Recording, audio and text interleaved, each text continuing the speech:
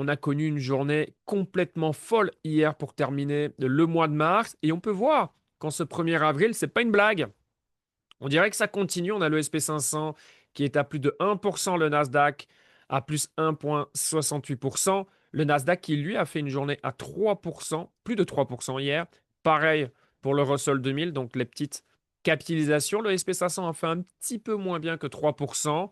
Mais voilà, la journée d'hier, pour terminer ce premier trimestre de l'année, c'est la meilleure journée de l'année 2026. Alors, cette journée exceptionnelle, clairement, elle a été influencée par deux déclarations. Une, forcément en provenance de Donald Trump, on en a l'habitude, mais ce qui a changé la donne, c'est que le président iranien s'est prononcé et a fait savoir que, voilà, le but ici, c'est de terminer, mettre fin à cette guerre. Alors, on sait depuis plusieurs jours, hein, clairement, on connaît les intentions de Trump, c'est de sortir le plus rapidement possible de ce bourbier. Pour moi, son but, c'est de sortir victorieux, ne pas avoir fait tout ça pour rien. Et d'ailleurs, c'était dimanche, hein, plusieurs sondages disait que 3 Américains sur 4 estimaient que ce qui se passe au Moyen-Orient, c'est une victoire pour les États-Unis. Encore une fois, que ce soit le cas, que ce ne soit pas le cas, peu importe. Ce qui est important, c'est ce que pensent les gens. Et je suis convaincu que dans quelques mois, les gens auront oublié ce qui s'est passé au Moyen-Orient. Et là, je fais référence aux élections de mi-mandat qui restent pour moi l'événement le plus important pour Trump dans le calendrier 2026. Donc voilà, Trump veut sortir de ce bourbier, mais en tant que gagnant, bien sûr. Alors, ce qui était surprenant, c'est qu'il nous dit qu'il était prêt à mettre fin à la guerre, hein, même en laissant le détroit de Hormuz fermé ou du moins ne pas fonctionner de manière, je vais dire, normale. Alors, bien sûr que ça sera quelque chose au centre des négociations. Alors, super important, il ne faut pas se dire, le bottom est derrière nous, maintenant on fait que aller de l'avant. C'est possible. C'est aussi possible que voilà, on a un retournement de situation, notamment. Et donc, du coup, boum, ce qu'on vient de voir sur le SP 500, le Nasdaq, on recule. Vous voyez, maintenant, j'ai envie de partager certaines choses que j'ai partagées ces derniers jours, que ce soit dans mon canal Telegram, qui est disponible juste ici en dessous, ou sur Instagram. Ici, on peut voir parmi le SP 500 tout ce qui est tech, que d'un point de vue PE, on est loin d'être dans une bulle, comme certains le disent depuis maintenant plusieurs semaines, plusieurs mois.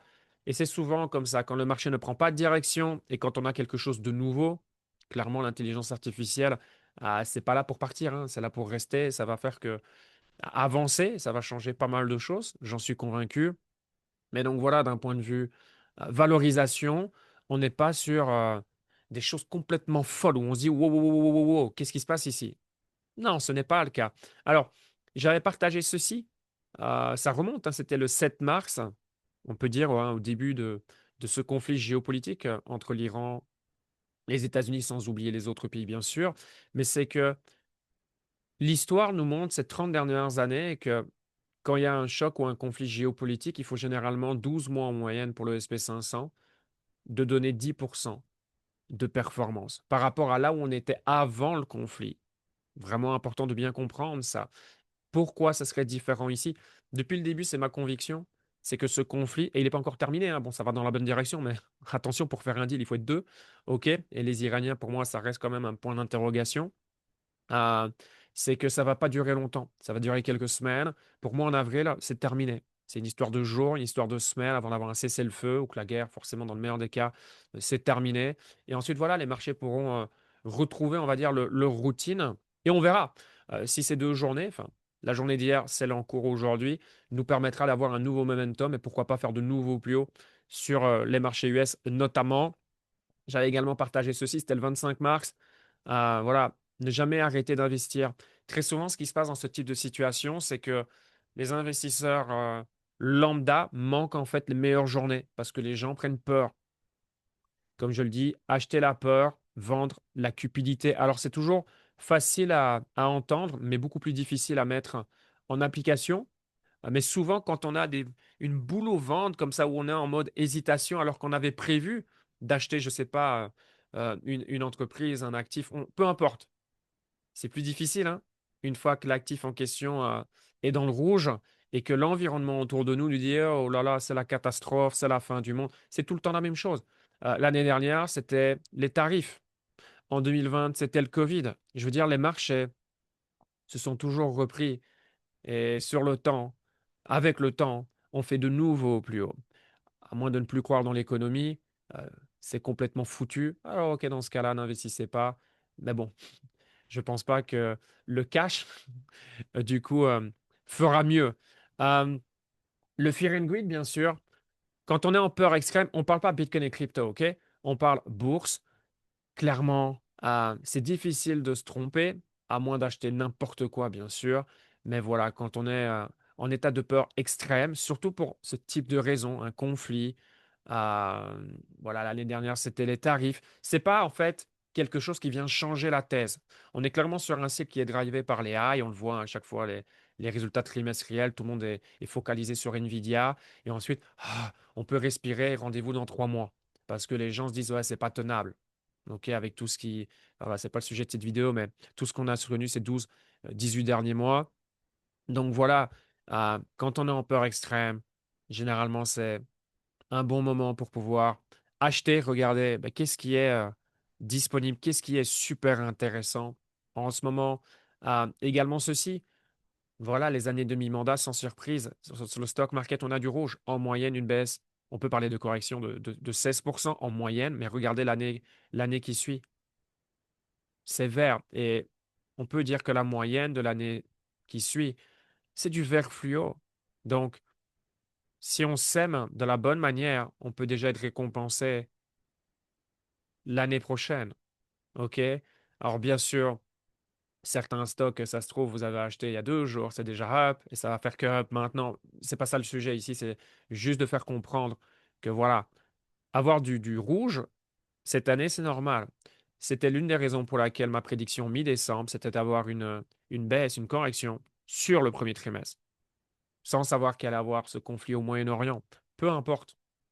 Et aujourd'hui, alors on ne peut pas parler de correction sur le SP500 parce qu'on n'a pas baissé depuis les points hauts de plus de 10%. Ça a été le cas sur le Nasdaq, le Russell 2000, etc. Donc à voir, hein, ça se trouve, la baisse n'est pas terminée, bien sûr, mais on a eu du rouge sur ce premier trimestre. Et c'est vrai aussi que ces 20 dernières années, le point bas annuel, la majorité du temps, il est en mars. Est-ce que l'histoire va se répéter en 2026? Peut-être que oui, peut-être que non. L'année dernière, le gros de la baisse était en mars, mais le point bas de la baisse avec les tarifs, c'était dans la première semaine du mois d'avril. Donc, on verra ici. Déjà, le plus important pour moi, c'est que ce qui se passe au Moyen-Orient, voilà, ça se stoppe dans les prochains jours et les prochaines semaines. Ou sinon, attention, si le conflit perdure, bien évidemment, et on va aller regarder ça dans quelques instants. Et puis Bill Ackman, hein, fidèle à lui-même, ça fait quand même quelques années maintenant que quand il s'exprime de cette façon, c'est souvent le bottom. Alors, est-ce que ça sera encore le cas? Parce qu'il y a un scénario, on a connu le bottom il y a 2 jours en arrière. C'est possible.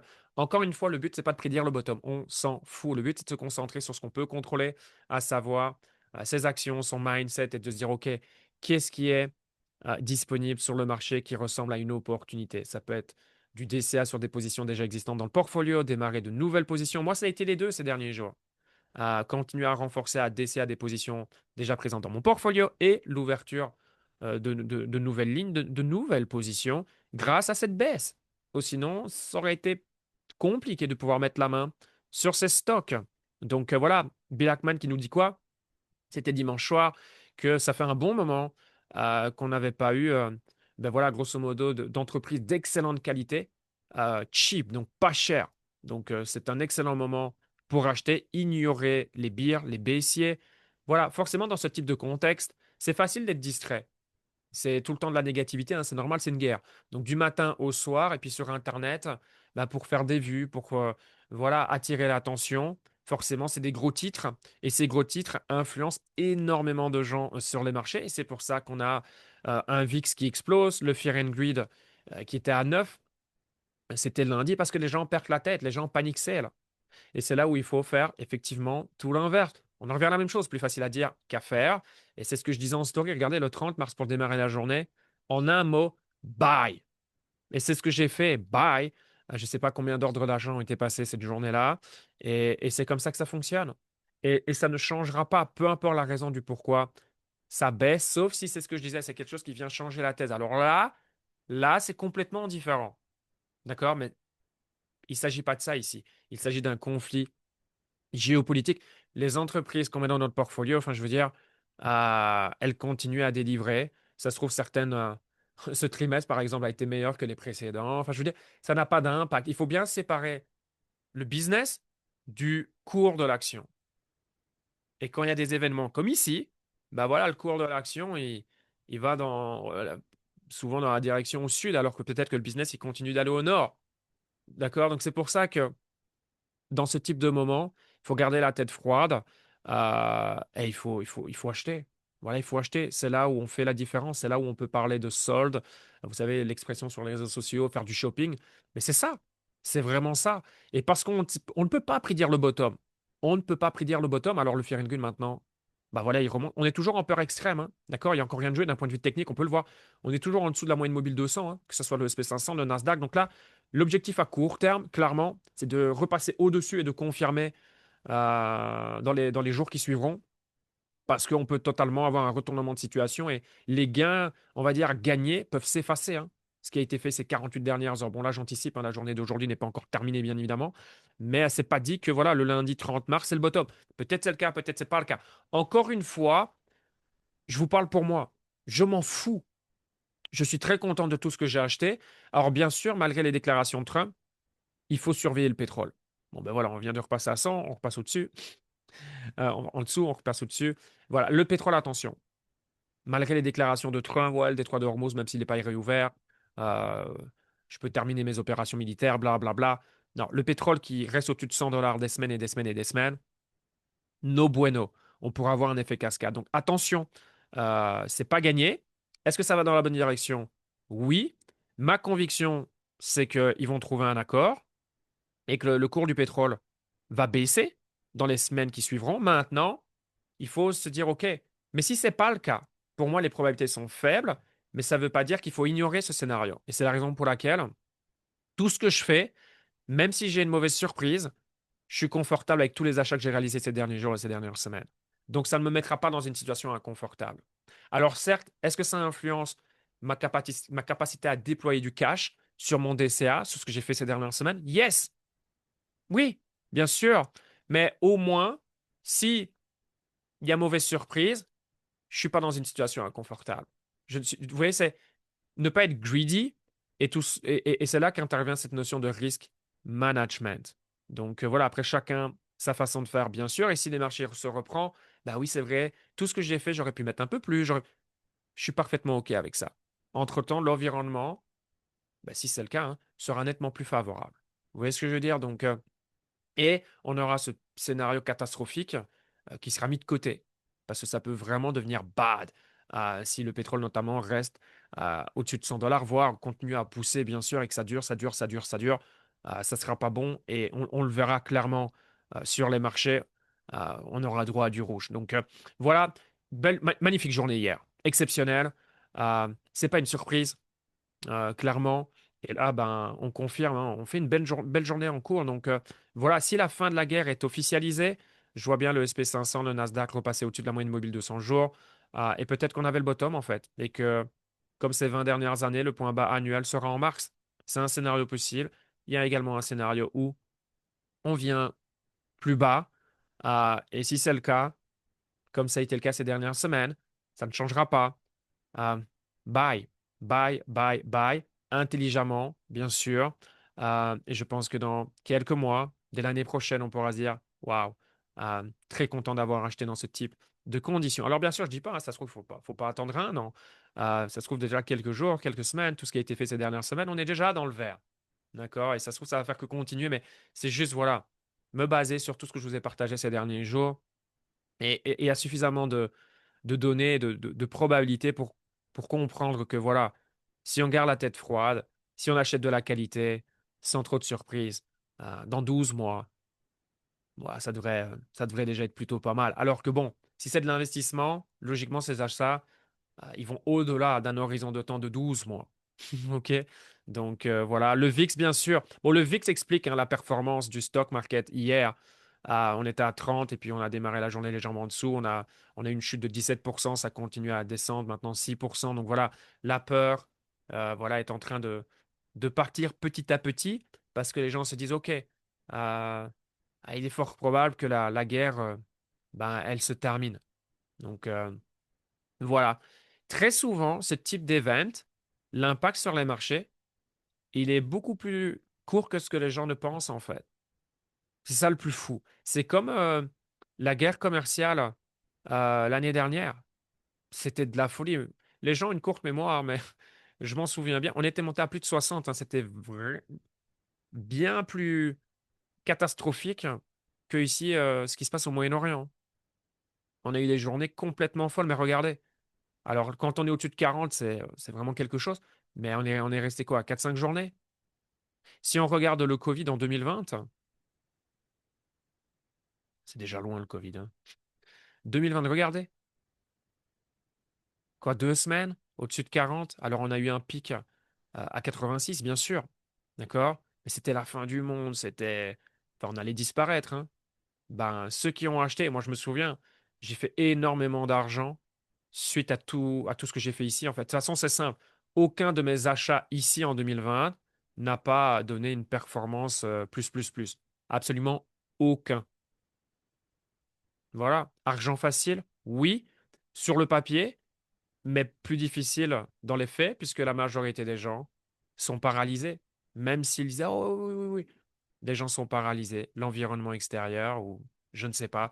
Donc voilà, c'est tout le temps, tout le temps, tout le temps les mêmes comportements, les mêmes choses qui se répètent.